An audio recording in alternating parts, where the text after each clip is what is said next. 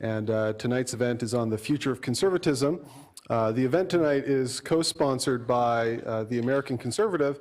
And so before we begin, I'd like to invite Emil Doak, the Executive Director of the American Conservative, to come up and just say a couple of words. All right. Over here. Okay, great. Well, thank you, Steve. Thank all of you for joining us here this evening. We at the American Conservative are thrilled to be part of this because I think this question of the future of conservatism is really at the heart of our mission, the heart of our work, and in a large way, it's why we exist. Our magazine was founded back in 2002, and at that time, the future of the right was similarly in question. Our founding editors, Scott McConnell and Pat Buchanan, wanted to reignite a lot of conversations that they felt conservatives had ignored since at least the end of the Cold War, if not longer. We were against the Iraq War at that time, but we were also taking heterodox views on a number of other positions like political economy, immigration, and the place of faith and culture in our political life. So right now, in 2022, a lot of those issues are as live as they ever have been, and our magazine exists to chart a path forward for the right in this moment and beyond. So we publish a print magazine, we host conferences and debates like you're attending here tonight. We have a number of other programs and podcasts as well that I hope all of you will check out. We have copies of our latest print magazine and also a more recent issue in the lobby. Please do take one of those home with you and continue to follow our work at theamericanconservative.com. So anyways, thank all of you for joining us tonight. We have an excellent panel lined up. Thank you to the Ryan Center as well. And I'm going to hand things back over to Steve.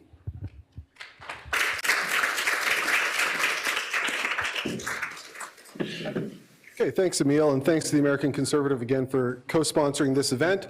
Thanks again to all of you for being here, to our panelists for agreeing to join us this evening. And I'd also like to shout out Jordan Watts, the Assistant Director of the Ryan Center, who's basically done everything to make this evening possible. Also, this event is being live streamed, so I'd like to say thanks to all of those who are watching at home. So in terms of this evening's discussion, each of our panelists will start by offering some brief introductory remarks, and then we'll offer them an opportunity to respond to one another, after which we'll open things up to Q&A from the audience.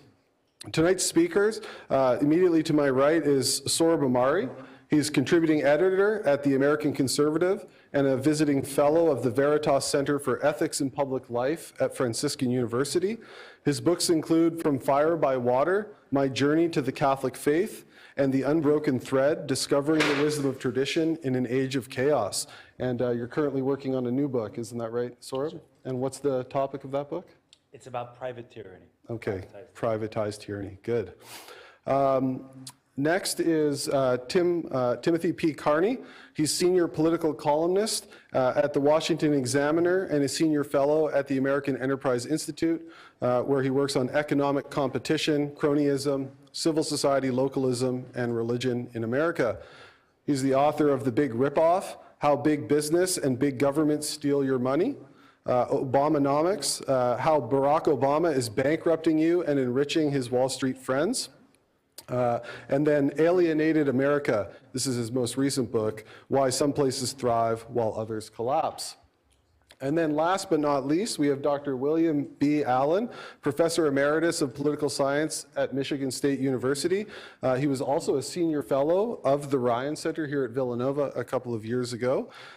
His many publications include George Washington, A Collection, Rethinking Uncle Tom, The Political Philosophy of H.B. Stowe, and Habits of Mind, Fostering Access and Excellence in Higher Education.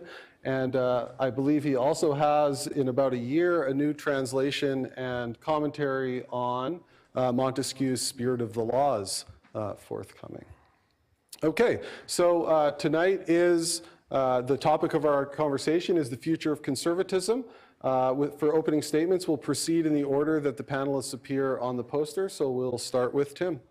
Thank you. Thank you, everybody, for coming. I know there's other things Villanova-y going on tonight, so I appreciate leaving out my alma mater on my bio. I went to St. John's College, which is not the same as St. John's University, thankfully. But the future of conservatism, I mean, we could try to predict what it's going to be. We could try to talk about what it's going to be. I think In broad strokes, my prediction and my hope are the same, which is to say that the future of conservatism will be cultural conservatism. We'll be continuing to fight the culture war, and it will be populist. The question is, what culture war are we going to fight, and what kind of populist conservative is it going to be? So we get a good dichotomy in what sort of culture wars you could fight by looking at CPAC. That's a conservative political action conference that I started covering back in 2000, and I've attended and spoken a lot. This year at CPAC, there were 0 panels on abortion. There were 0 panels on issues involving transgender ideology. There were 0 panels on religious liberty vis-a-vis questions of marriage, contraception coverage, abortion, that sort of thing. There were plenty of panels on owning the libs. So those are the 2 different sort of culture wars we can fight. Are we going to fight a culture war that is standing up for what is tried and true for family, faith, community? Or are we going to fight a culture war where we're standing up for the latest loudmouth podcaster who got canceled, or for the latest reality TV star who cheated on his wife with a porn star and used his campaign funds to pay her hush money? What sort of culture war are we going to fight? The problem is that the incentives in the conservative movement are for the stupid, fighting the stupid culture war. Why? Because defending faith, family, community doesn't really pay. Well, getting people pissed off really does. So I've been in the conservative movement and near it for more than 20 years. And the more recent word that gets used sometimes is grift. The older grift when I was in Washington was true believers in the pro-life cause, in faith, family, and community, being exploited by people who were just trying to turn the conservative movement into the lobbyists for big business. That still exists, but the newer right culture war. And what sort of populism do we want? Well, the populism that I mean, in 2012, I was saying Mitt Romney attacking the 47% who don't pay income taxes is totally wrong. We need to make sure that working class people become Republicans. We need a Republican Party that taps into that working class. And then we sort of got that like mainlined into our veins in 2016, and I was caught off guard by that. The populism we need is a populism that says about 10% of what Elizabeth Warren says is right, and her solutions are 110% wrong, because big government is a home game for the special interests, for the big businesses who can hire the lobbyists and afford to deal with all the costly regulations. Why did Philip Morris lobby for more regulation of tobacco? Why did Mattel and Hasbro lobby for more regulation of toys? Why is Uber lobbying for more regulation of gig workers? Because they can afford to deal with it, and then they're going to hire the guy who wrote the regulation as their own lawyer to fix it. So the populism that we can offer is not a populism that offers the same sort of state-managed corporatism that the left is offering today and that the right of the George Bush era offered. But because guess what? That's trying to use the ring of power for good. When you empower the state to pick winners and losers, what's going to happen is your winners are not going to get picked. The people with the best lobbyists are going to get picked, and you will further entrench corporate America, the very same corporate America that is undermining our culture wars. So I want to get to discussions as quickly as possible, so I'm going to come back to that idea of the Lord of the Rings and the ring of power and government power vis-a-vis the culture wars. There's a right place to fight the culture wars too, and a wrong place. The best place, we saw it this last fall, the Loudoun County Board of Education. The place to fight the culture wars is where the decisions are made. It's where it's as local as possible. The bigger fight to have is to devolve the power back down to being made as a local decision as possible. So then you can go to your school board and fight to get rid of the drag queen story hours in your own school board. The wrong place to fight it, first of all, is Fox News and these other places that don't do anything except get outrage clicks. The other wrong place to fight it is, in a lot of these fights, going to be Congress. then there's some issues that are proper to fight on the state level. Abortion needs to be passed on the state level, and some laws need to be passed on the federal level. But maybe micromanaging our curriculum from the state legislatures is the wrong way to do it. And the right way to do it is make sure there's no bad laws on the state level. You go down to the power is on the local level, and that's where you fight, where you really have your feet planted, where you've invested yourself. Because here's the fundamental conservative insight. What forms culture is not primarily government. And tradition doesn't form culture either. What forms culture is the institutions of civil society. It's the things that we belong to. It's the things that we mix our labor with. It's when you show up and you say, that book does not belong in our library. And the librarian looks at you and knows that you're the person who volunteers and runs the t-ball team, and you're the person, and your wife is a person who volunteers for the hot lunch on Fridays. And when you're saying this book doesn't belong in our library, they know that you're coming from a place of good faith, rather than a state legislator showing up and trying to do it. So we do need to fight the culture war. We do need to defend faith, family, and community. We do need to be populist and stand up for the working man. What we don't need is a central industrial policy, and we don't need us adopting the tactics of the left and trying to centralize a culture war. A centralized culture war is a culture war that the right loses. Fighting at the national level to decentralize everything, and then at the local level, go get it. That's where you impose your morality on your community, on your church, on your neighborhood, on your family. Thank you. Great, thanks, Tim. Sohrab? Sure. So let me start by thanking the Ryan Center for hosting this debate, and also, just like Tim, thanking all of you for coming here despite all the other Villanova events competing for your time. It's also my first time at Villanova, so very pleased to be here.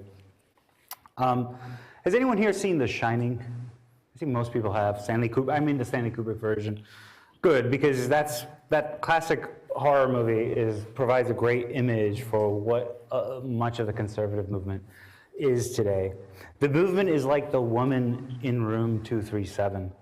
She's beautiful and seductive at first, but in fact, when you approach her, she's like this hideous, decomposing corpse, ooze draining from her body, and she menaces you. And so the beautiful surface, if I may use this analogy, the beautiful surface is the lofty ideals deployed by much of the establishment conservative movement: liberty, family, enterprise, community, etc. The hideous corpse is an ideological apparatus that's mainly designed to uphold a system of private tyranny ruled by a corporate overclass that menaces that all the conservatives claim to cherish. This is true of all three of the stools of the classic conservative fusion. As you know, there's a theory of conservatism, and I think it's correct, that conservatism is founded on three stools. And I believe this theory that I put forward, the shining theory of the conservative movement, is true of each of them individually to various degrees, and especially when they operate together as a whole. The three stools, just to make sure everyone knows, are the business conservatives, or business libertarians. That conservatives is a really wrong word to use about them. Foreign policy hawks, or national security hawks, and social conservatives and traditionalists. Now, these three were thrown together just by an accident of history. There was no eternal law that demanded that these three camps pull together. It just was that there was a Cold War on, and the communist threat sufficed to bring them all into one camp, because each of them represented different social classes that felt equally threatened by Soviet communism, and rightly so. And so it was an accident of history that brought them together.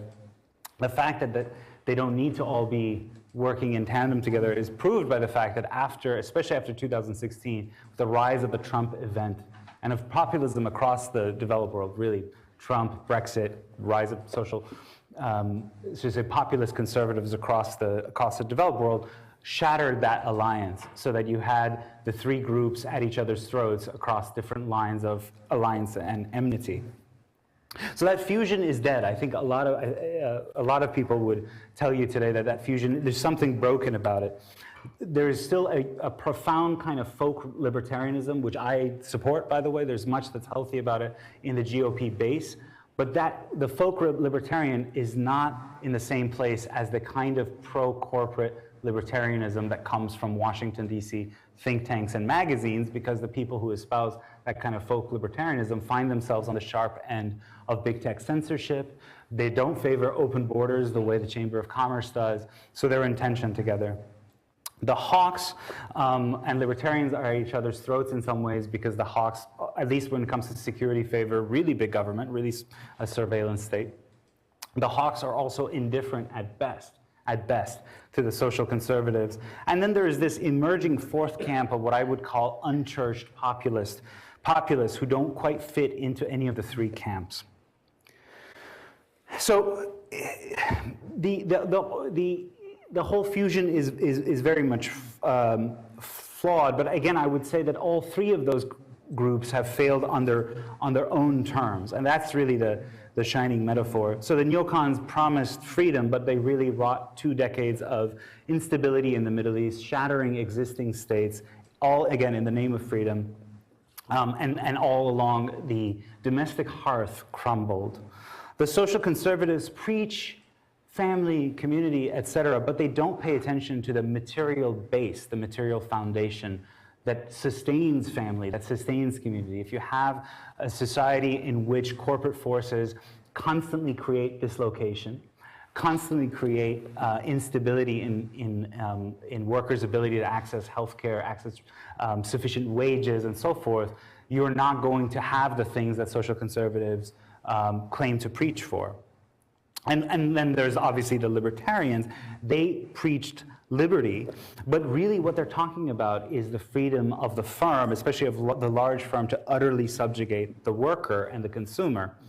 And it's based on this illusion of liberty as this free-floating abstract thing that is abstracted from real class dynamics, of class as a permanent reality in human societies, and a need to manage those to have an equitable relationship between classes. The liberty of the libertarian ignores this, and what it ends up being is the liberty, is really the liberty of the large firm and the bondage of the worker, of the American worker especially. So all of the sort of things that typically conservatives complain about are things that conservatives themselves have brought about.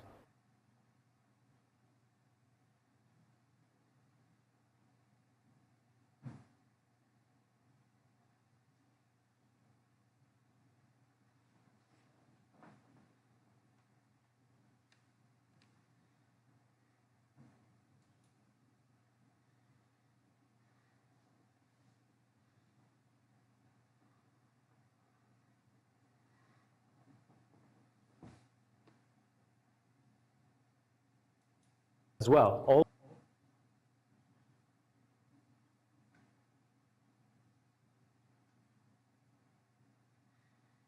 addict.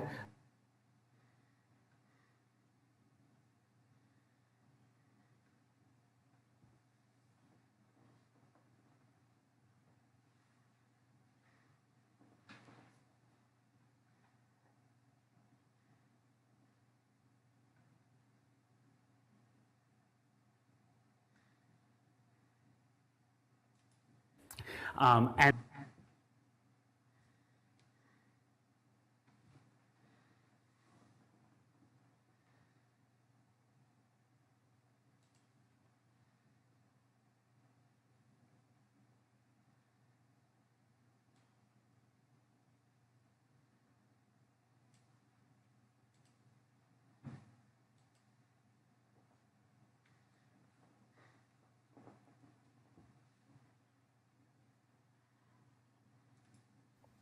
And there you beheld the emergence of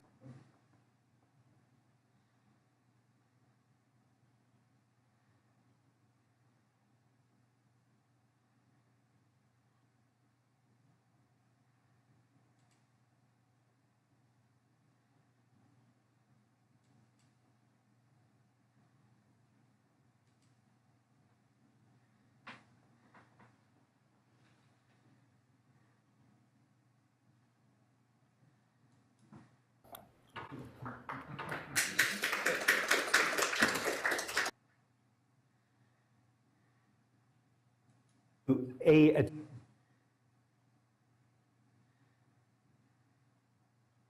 dynamic dynamics of class as a permanent reality in human societies and a need to manage those to have an equitable relationship between classes. The liberty of the libertarian ignores this, and what it ends up being is the liberty, is really the liberty of the large firm and the bondage of the worker, of the American worker especially. So all of the sort of things that typically conservatives complain about are things that conservatives themselves have brought about.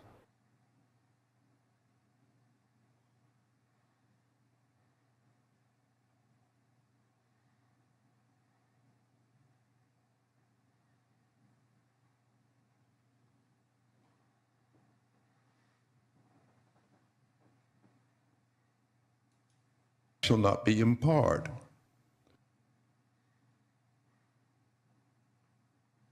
Sedated woman.